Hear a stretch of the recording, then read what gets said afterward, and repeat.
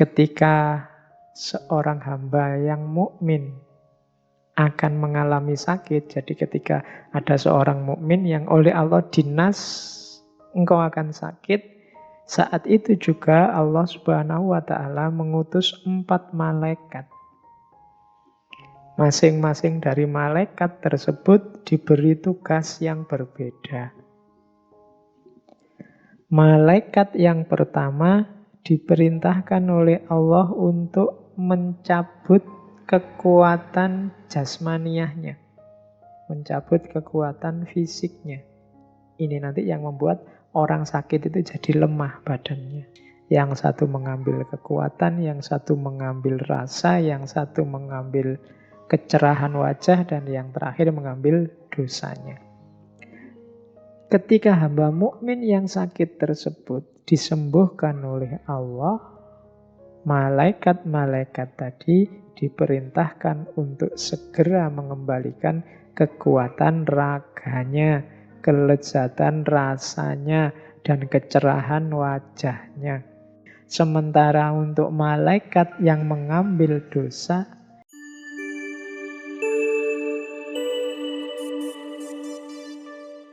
Assalamualaikum warahmatullahi wabarakatuh. Mari kita lanjutkan ngaji filsafat kita. Jadi kita awali sekarang dari apa sih sakit itu. Saya mengambil konsep dari bahasa Inggris ya, karena kalau di bahasa Indonesia kelihatannya variasinya kurang detail.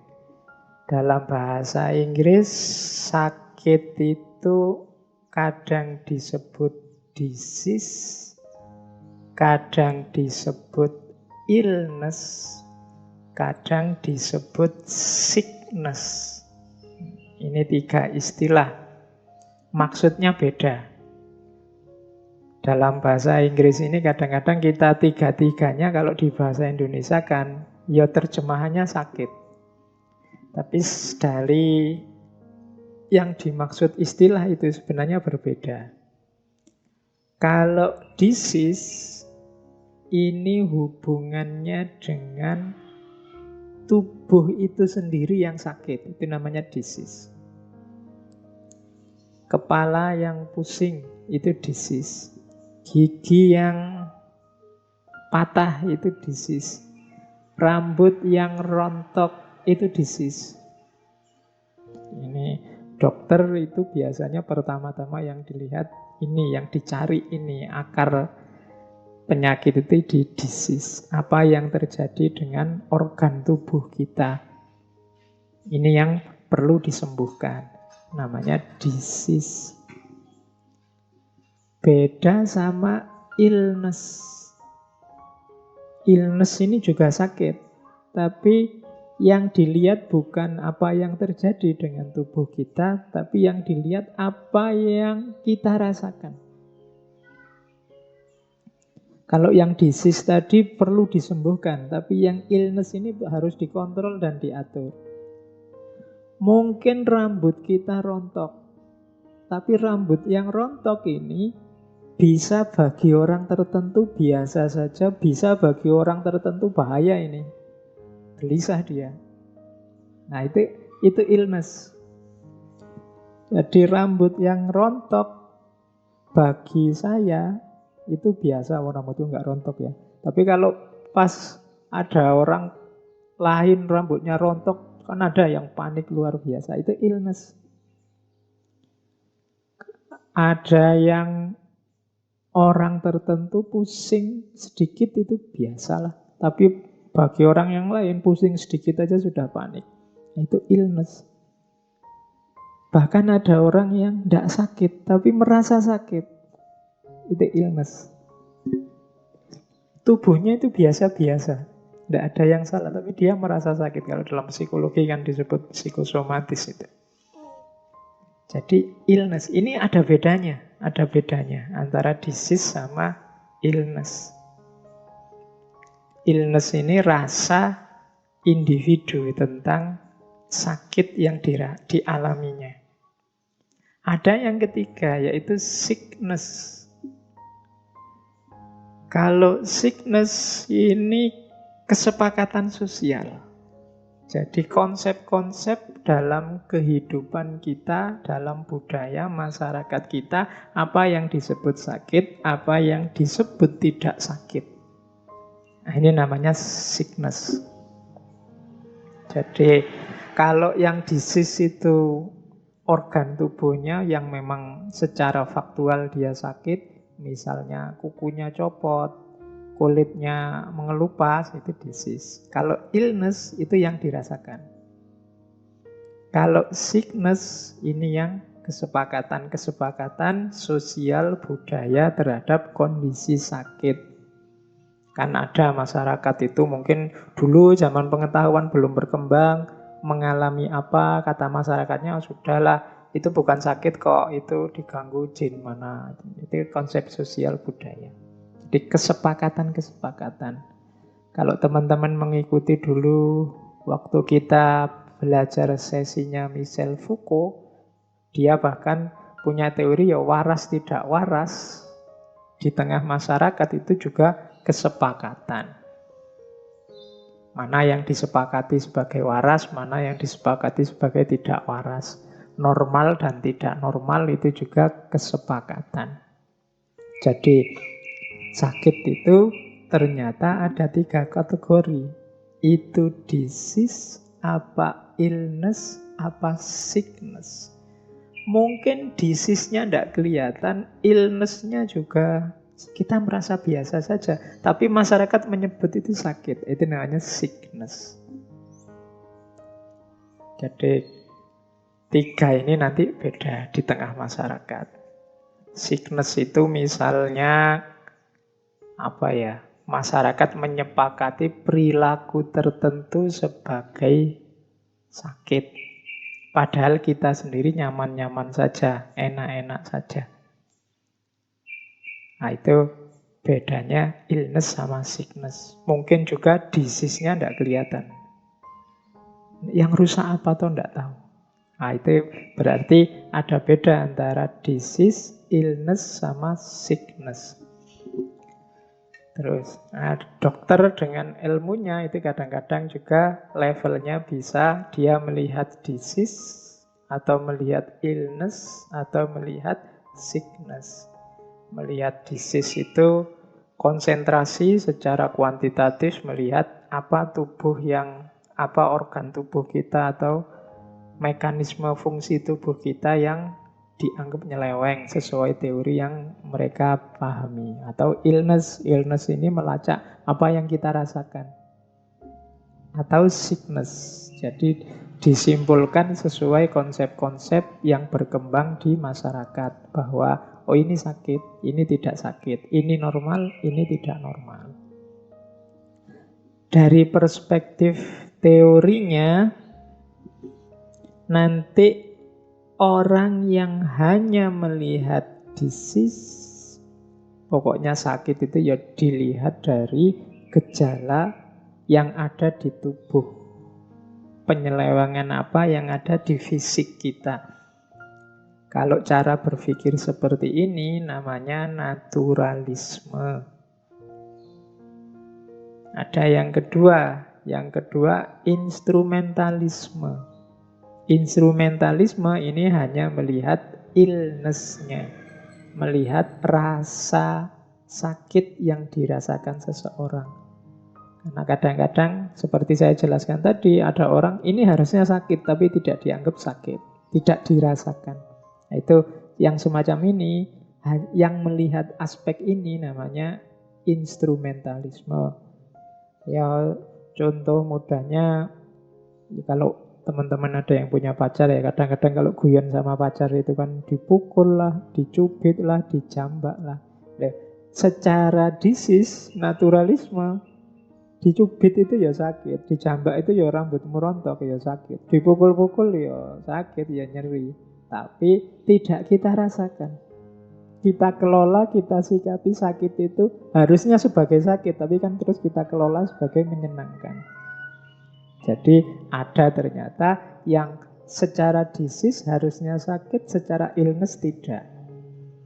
Ada orang yang bahkan mungkin sakit berat.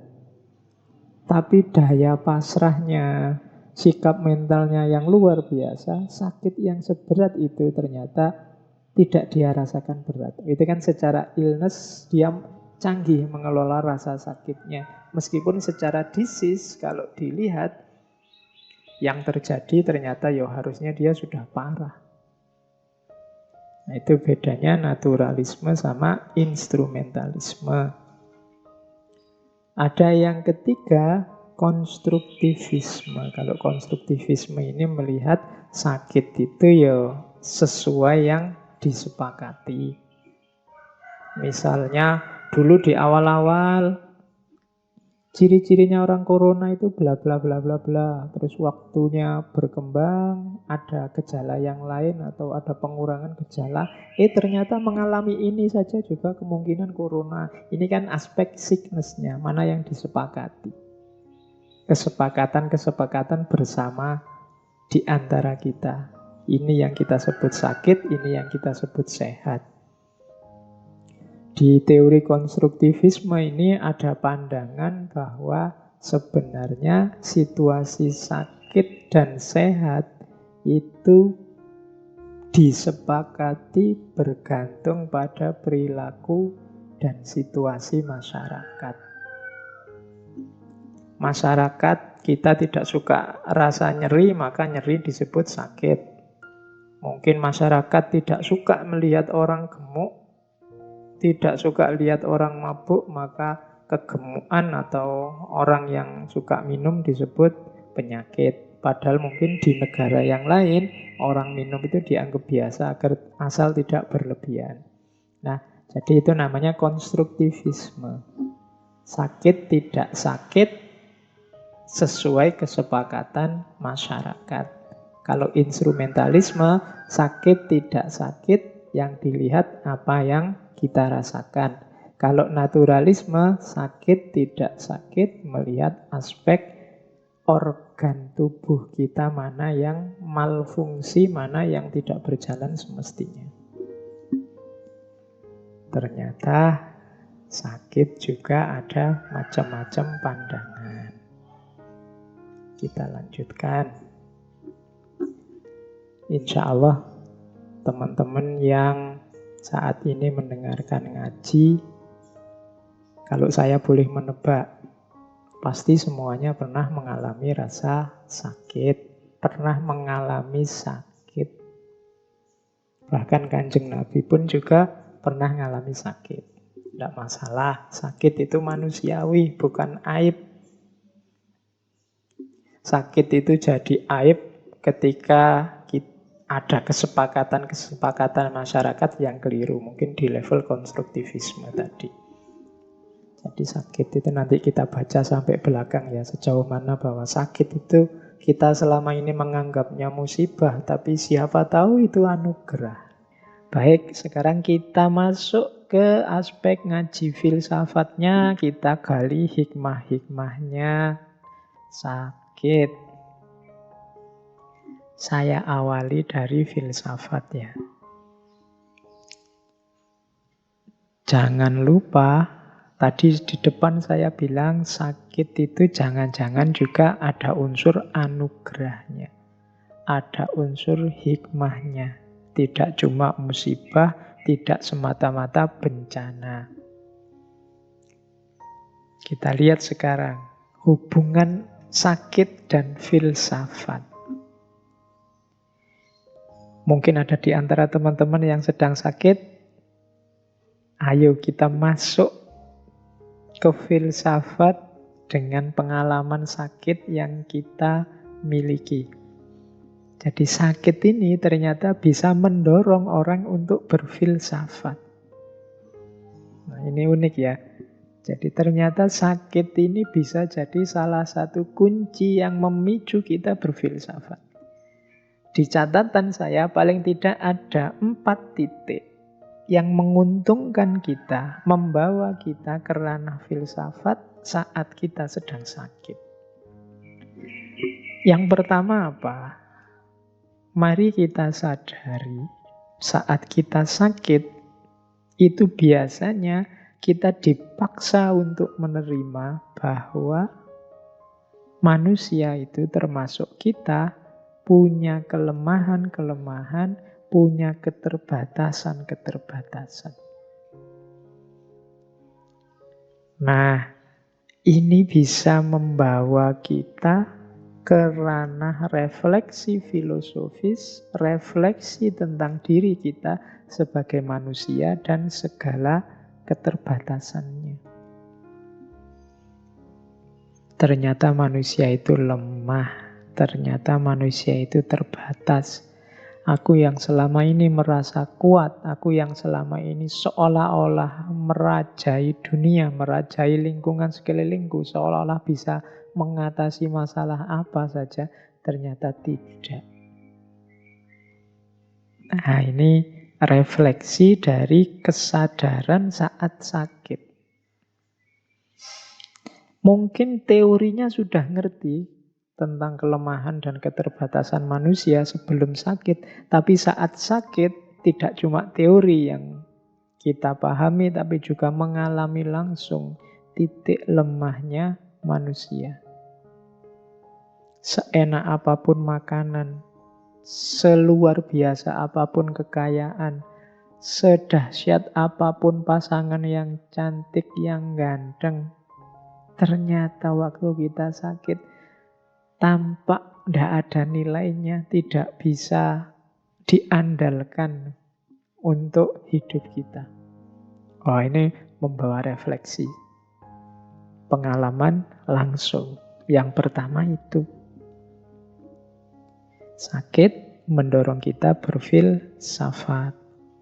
Yang kedua, kondisi sakit selain dia memancing refleksi, ternyata juga merupakan tantangan untuk kita menaklukkan dan meluaskan. Tadi kan kita terbatas.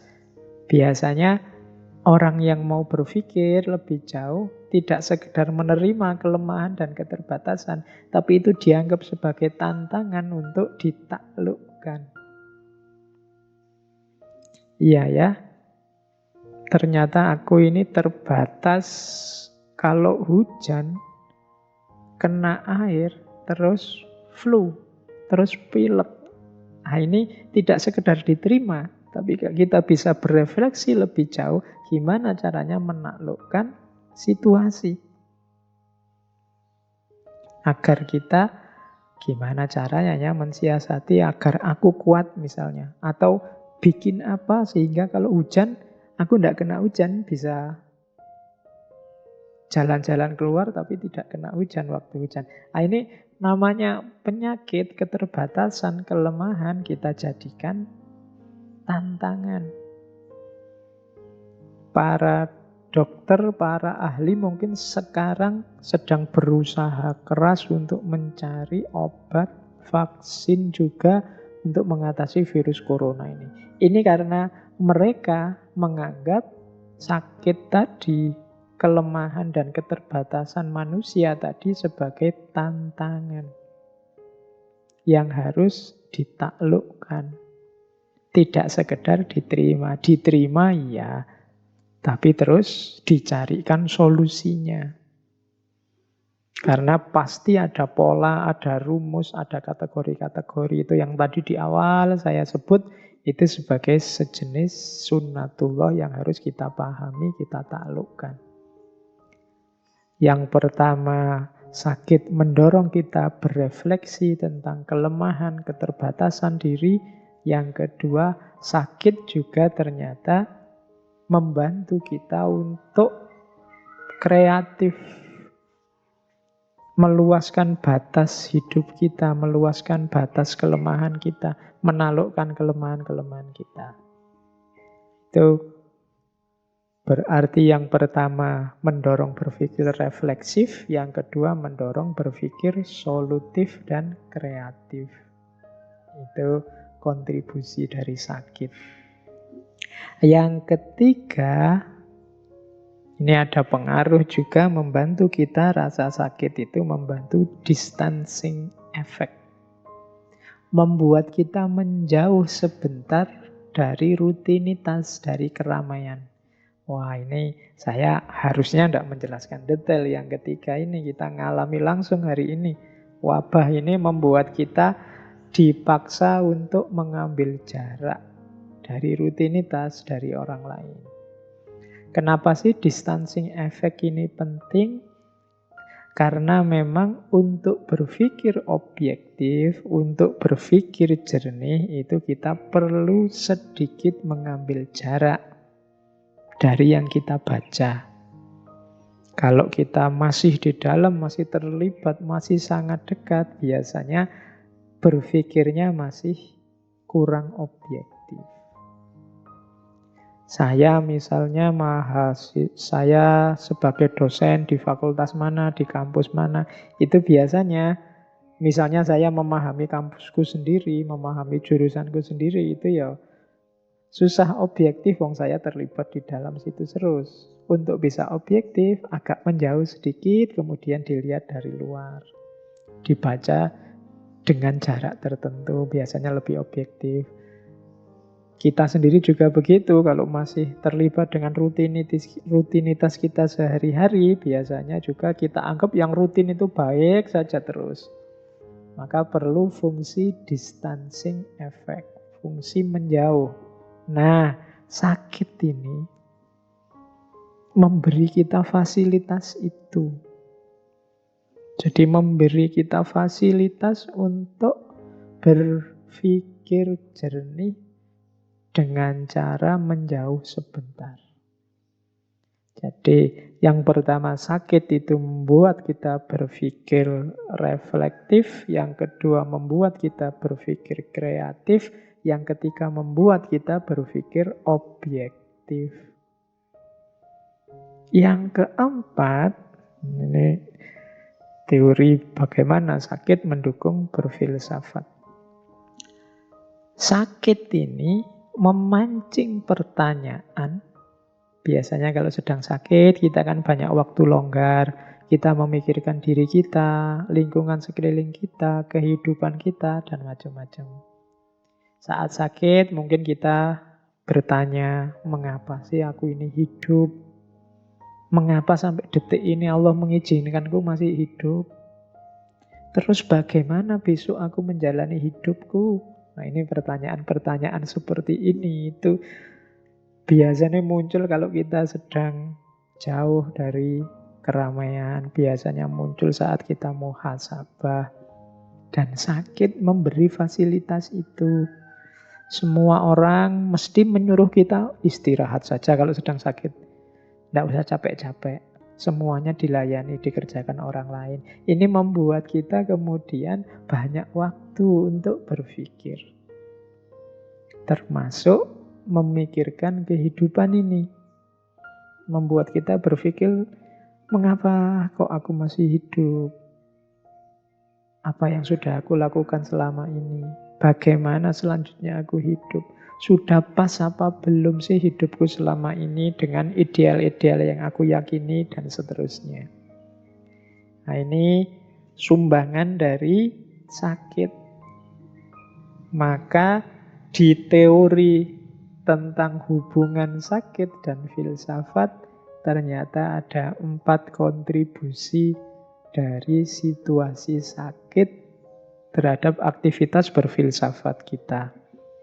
Yang pertama, sakit membuat kita berpikir reflektif. Yang kedua, sakit membuat kita berpikir kreatif, produktif. Yang ketiga, sakit membuat kita berpikir objektif. Dan yang keempat, sakit membuat kita berpikir kritis. Kita mengkritisi hidup kita selama ini. Jadi ternyata ada hubungan antara sakit dan filsafat. Ya meskipun begitu, kalau begitu saya milih sakit saja Pak daripada sehat. Nah, itu yang namanya tidak bijaksana. Ya tetap kita milih sehat. Ini yang saya sebut bantuannya sakit terhadap filsafat, itu kan empat-empatnya ya bisa kita lakukan saat sehat.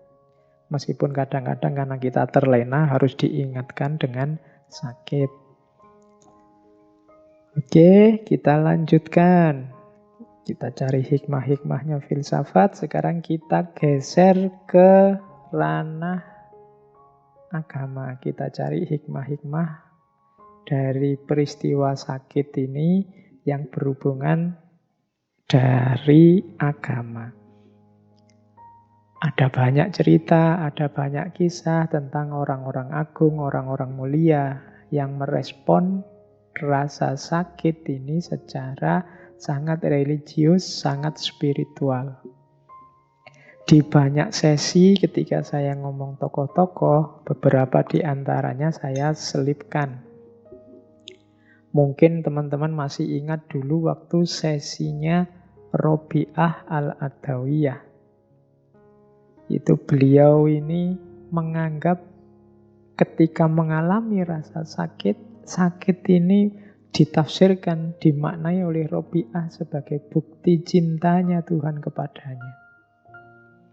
Jadi suatu ketika Robi'ah ini jalan, kemudian tersandung, terus tersungkur jatuh. Kakinya berdarah, dahinya berdarah. Tapi begitu jatuh, bangun, kemudian dia tersenyum dan bersyukur luar biasa kepada Allah. Nah, ada orang yang melihat peristiwa itu kemudian datang pada beliau. Loh, sampean ini gimana? Sampean ini kan sakit, tersandung, jatuh, berdarah-darah. Kok malah alhamdulillah kemudian tersenyum? Jawabannya Robi'ah, iya. Ini adalah dari kekasihku. Ini adalah bukti cinta dari kekasihku. Itu penjelasannya dianalogikan dengan teman-teman tadi saya jelaskan ya. Kadang-kadang teman-teman yang punya pasangan atau pacaran atau mungkin sama suami atau istrinya, itu kadang-kadang kan ada situasi ketika sedikit memukul, sedikit mencubit, sedikit menjewer. Loh, itu kalau dibaca objektif ya jiwitan, cubitan itu ya sakit, pukulan itu ya nyeri dirasakan, jeweran itu ya sakit. Tapi kan kita menanggapinya dengan bahagia, dengan senyum, dengan mesra. Kenapa? Karena kita tahu bahwa cubitan, pukulan, jeweran itu ekspresi dari sayangnya pasangan kita pada kita. Ekspresi manja dari pasangan kita pada kita. Nah, Robi'ah ini memaknai sakit yang dia alami, yang menimpa dirinya semacam itu. Sakit adalah bukti cinta Tuhan padaku. Bahwa Tuhan tidak cuek padaku. Karena bagi orang-orang yang saling mencintai, musibah yang luar biasa adalah ketika kekasih sudah tidak peduli lagi. Ketika seorang kekasih sudah cuek terhadap keberadaan orang yang dia cintai. Nah, Robi'ah begitu. Jadi dapat sakit malah bersyukur. Alhamdulillah Allah tidak cuek padaku. Aku ya diingatkan, aku ya dijawil, aku ya kadang-kadang dicubit, kadang-kadang dijewer. Menunjukkan kekasihku perhatian padaku. Nah, ini versi Sufi biasanya semacam ini cara memahami rasa sakit. Dulu saya lupa di sesi apa, kan juga ada cerita ketika seorang Sufi naik perahu bersama banyak temannya, tiba-tiba ada badai. Semua orang takut, semua orang pontang-panting ke sana kemari untuk gimana caranya biar bisa selamat dari badai. Kecuali si Sufi ini.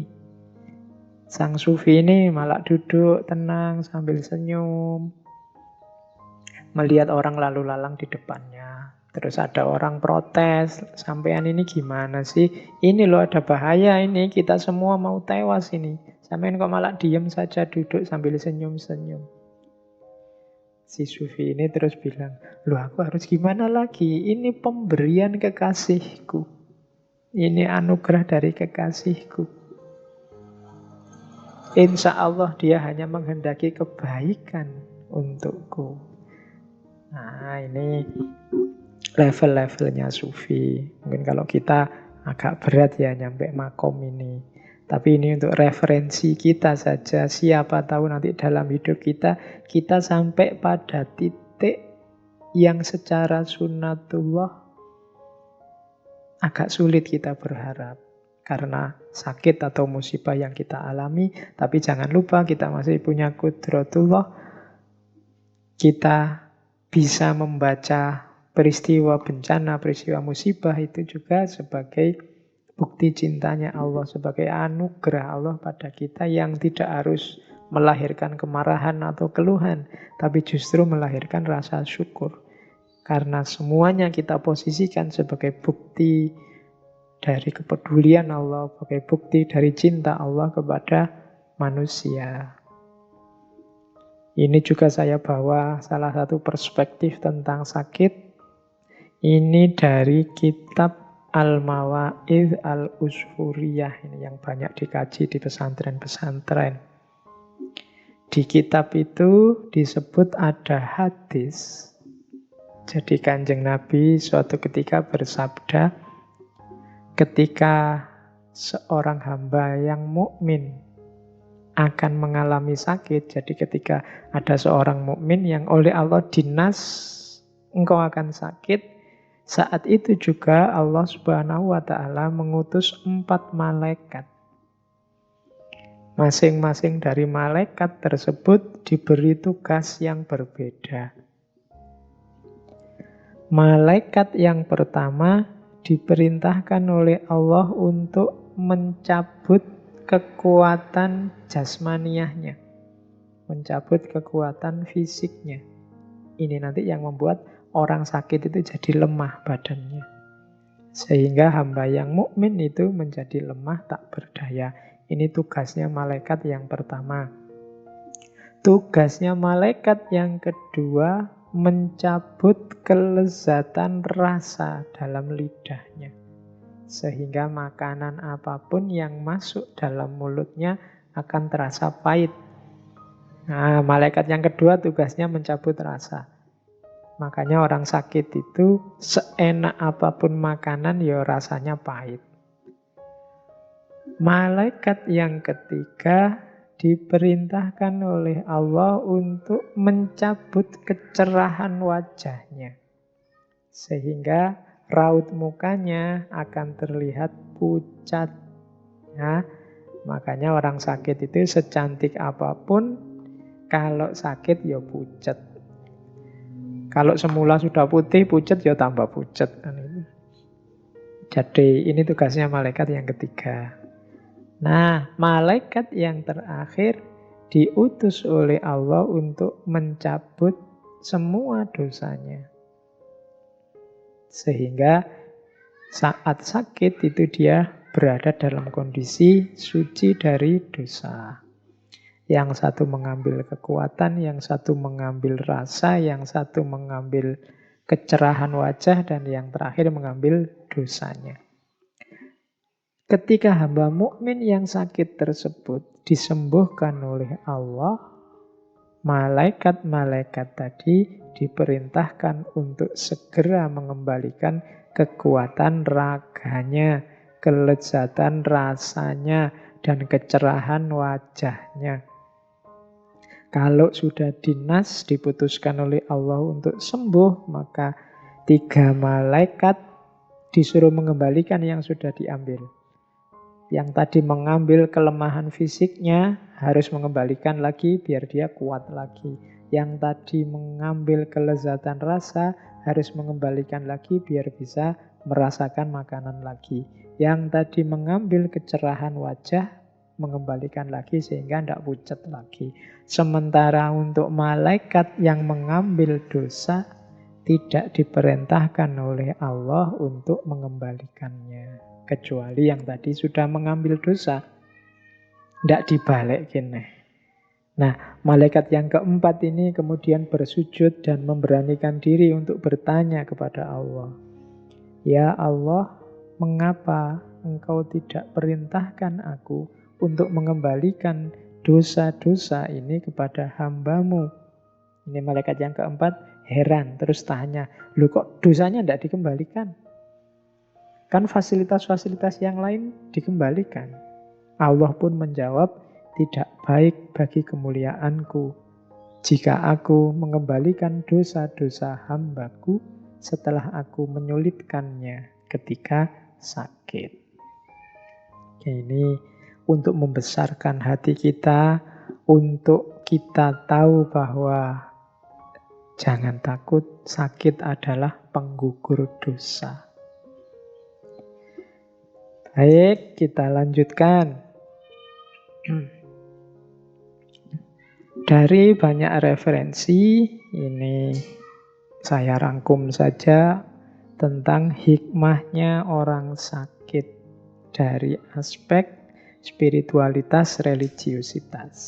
Jadi, jangan marah, jangan kecewa, jangan merasa tak berharga saat kita sakit karena kita sedang diberi fasilitas yang luar biasa oleh Allah dengan rasa sakit itu. Coba kita perhatikan hikmah-hikmahnya orang sakit. Yang pertama, orang sakit itu pasti lebih sering menyebut nama Allah dibandingkan ketika sehat. Silahkan kita introspeksi, silahkan teman-teman ngecek. Nama Allah itu insya Allah lebih banyak muncul saat kita dalam kesulitan, dalam kesusahan, dalam kondisi sakit dari mulut kita. Mungkin kalau pas sakit kita banyak istighfar, astagfirullah. Saat sedang sakit kita banyak ngomong baik-baik, dari mulut kita selalu keluar ya Allah, selalu keluar astagfirullah, selalu keluar innalillahi, dan seterusnya. Itu kalau sedang sakit ini otomatis mulutnya sering menyebut nama Allah. Ini fasilitas pertama bagi orang-orang sakit. Kalau kita tidak sakit biasanya sakarepe. Dari mulut kita bisa keluar macam-macam, tapi orang sakit ini biasanya mulutnya lebih terkontrol. Yang kedua, orang sakit itu dosa-dosanya lebih mudah dia ingat. Orang sakit itu biasanya tanya, dosa apa ya aku selama ini? Apa salahku ya Allah sehingga aku sakit? Kan biasanya begitu. Itu berarti memudahkan orang mengingat dosa-dosanya. Orang yang sudah teringat dosa-dosanya biasanya terus bergerak untuk minta ampun pada Allah. Jadi melapangkan jalan untuk bertobat, untuk istighfar. Oh, itu berarti apa? Sakit adalah memfasilitasi itu, memudahkan kita mengingat dosa-dosa. Kemudian yang ketiga, ini tadi di depan sudah dijelaskan panjang lebar bagaimana rasa sakit itu membuat kita punya banyak waktu untuk muhasabah. Menilai diri, mengkalkulasi diri, menghitung diri. Untungnya apa sih Pak orang yang banyak muhasabah itu? Orang yang banyak muhasabah, untungnya dia bisa semakin baik, dan semakin baik dalam hidupnya. Karena manusia itu selalu ada kurangnya, selalu ada salahnya, selalu ada tidak sempurnanya, tapi tidak semua orang sadar mana yang salah, mana yang tidak sempurna, mana yang kurang. Dan itu bisa ditemukan lewat muhasabah, introspeksi diri. Orang yang tidak pernah introspeksi, ya tidak akan bisa maju. Dan sakit memfasilitasi kita untuk banyak muhasabah. Yang keempat, sakit ini posisinya seperti jihad.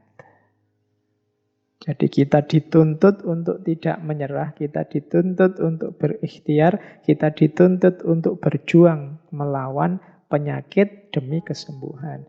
Jadi ini nilainya jihad. Bayangkan Allah memberi kita fasilitas sebagai seorang mujahid saat kita sedang sakit. Yang kelima, sakit ini bernilai ilmu dan pelajaran. Oh, kalau ini bisa langsung, bisa tidak langsung. Dengan sakit kan kita nambah wawasan. Oh, ternyata aku ini begini, aku ini begitu. Kita kenal penyakit-penyakit. Oh, kalau sakit ini obatnya ini, sakit itu obatnya itu. Aku harus ini, tidak boleh itu. Aku makanku yang boleh ini, yang tidak boleh itu. Pagi hari yang bagus bagiku ini, kalau sore hari yang bagus bagiku melakukan itu. Terus ada banyak wawasan, banyak ilmu baru hadir. Nah, ini langsung. Jadi dapat ilmu dan pelajaran langsung. Biasanya juga di antara kita ada yang dalam kondisi sakit karena banyak waktu longgar terus sambil baca-baca, sambil ngaji, sambil apa. Ini juga ilmu dan pelajaran dari kondisi sakit secara tidak langsung. Selain bernilai jihad, ternyata juga bernilai ilmu. Paling tidak kita dapat pengetahuan ilmu dari penyakit yang kita alami. Pengalaman adalah guru yang paling baik.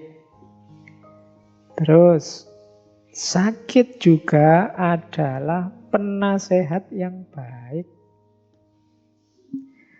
Kemarin-kemarin kita diceramahi, kemarin-kemarin itu sudah banyak orang yang ngomong.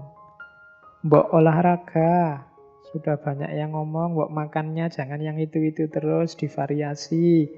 Mbok yo macam-macam kan orang menasehati, tapi terus kita tidak menjalankan. Tapi begitu kita sakit, otomatis terus kita, iya ya, aku harus menjalankan ini. Yang kemarin sudah tahu baik tidak aku jalankan, sekarang aku jalankan. Nah, ini berarti sakit itu penasehat yang baik.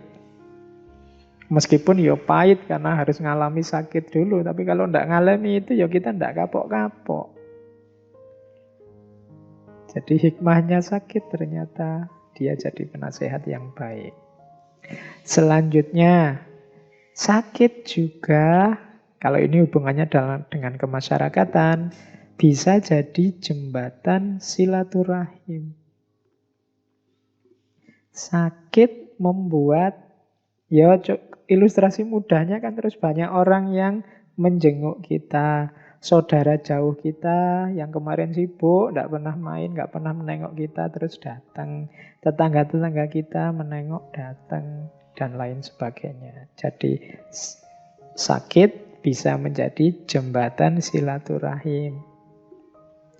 Selanjutnya, sakit adalah penggugur dosa. Ini sudah dijelaskan tadi ya di atas dari kisah 4 malaikat tadi.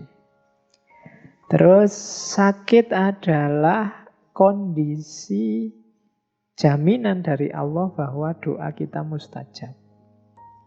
Ini hikmah dari sakit yang luar biasa. Ada cerita bahwa Imam As-Suyuti yang nulis ratusan kitab itu, di antara aktivitas beliau adalah jalan-jalan keliling kota, mencari orang yang sakit, dijenguk, terus minta didoakan. Kenapa? Orang sakit ini doanya mustajab. Mungkin ada yang tanya, lah kok kebalik Pak? Saya kalau menjenguk orang sakit, saya yang diminta mendoakan biar dia cepat sembuh. Ya saling mendoakan.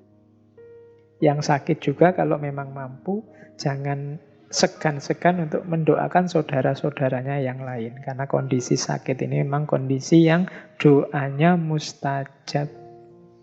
Itu diantara fasilitas yang diberikan oleh Allah kepada orang sakit. Selanjutnya, sakit juga merupakan benteng dari dosa. Kalau ini penjelasannya simpel. Sakit itu kita dalam kondisi lemah. Sakit itu kita dalam kondisi tidak berdaya. Mau melakukan dosa, ya tidak ada dayanya, tidak ada tenaganya. Mau pegang HP terus kayak hari ini, tidak kuat, tidak bisa, pusing. Mau misuh-misuh menyakiti hati orang lain, ya tidak kuat, wong ya lemah. Makanya di antara hikmahnya sakit itu antara lain kita terbentengi dari dosa. otomatis terhalang dari dosa. Itu yang membuat para sufi tadi di antara rahasianya, sufi itu loh dapat sakit kok malah bersyukur. Iya, karena hikmahnya luar biasa banyak. Terus sakit juga bagi yang masih memungkinkan untuk beribadah, biasanya orang yang sedang sakit itu ibadahnya lebih mantap. Karena dia lebih dekat dengan Allah. Lebih sadar tentang hakikat dirinya. Nah, ini otomatis sudah. Maka sakit meningkatkan kualitas ibadah. Sakit juga otomatis memperbaiki akhlak. Orang sakit susah sombong, ala wong yo sakit penyakitan aja. Nah, itu kan susah, mau merasa besar susah, mau tamak juga ndak kuat, mau ndak tawadhu itu ndak santun itu ndak bisa, memang dirinya lemah, maki-maki itu ndak kuat. Berarti apa? Loh, akhlaknya ini otomatis tertata, otomatis baik. Dan yang terakhir, kalau ini pasti, sakit membuat kita mengingat kematian. Ingat pada kematian itu manfaatnya besar dan banyak dalam hidup kita untuk tidak membuat kita lupa diri. Jadi teman-teman, ternyata kalau dilihat dari sebanyak ini hikmahnya sakit yang selama ini kita sebut musibah, mungkin respon yang diberikan para sufi yang justru bersyukur saat sakit bisa kita pahami. Karena memang sakit itu membawa banyak hikmah. Tidak harus kita mengeluh, tidak harus kita merasa jatuh saat kita diberi rasa sakit. Hikmahnya sangat banyak. Kalau dilihat hikmahnya saja di luar sakit yang kita rasakan, bahkan mungkin kita seperti saya bilang di depan tadi, akan melihat sakit sebagai anugerah yang luar biasa dari Allah.